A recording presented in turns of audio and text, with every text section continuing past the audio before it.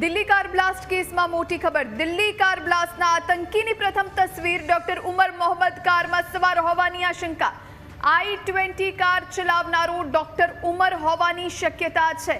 કારમાં વિસ્ફોટક લગાવી બ્લાસ્ટ કરાયો હોવાની શક્યતા છે। પોલીસ ઉમરના બે ભાઈની ધરપકડ કરી ચૂકી છે અને સાથે ઉમરની સાથે જોડાયેલા 12 લોકોની પણ પૂછપરછ કરવામાં આવી છે। ઉમર સાથે જોડાયેલા 12 લોકોના મોબાઈલ પણ જપ્ત કરવામાં આવ્યા છે।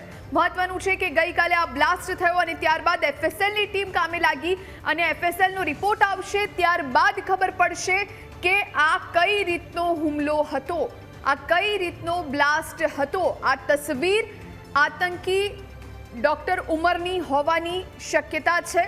જો કે તેણે ચહેરા પર માસ્ક પહેર્યું છે, પરંતુ બની શકે કે આ આતંકી ડોક્ટર ઉમર મોહમ્મદ છે અને એ જ આ કાર ચલાવી રહ્યો હોવાની પણ સંભાવનાને નકારી ન શકાય।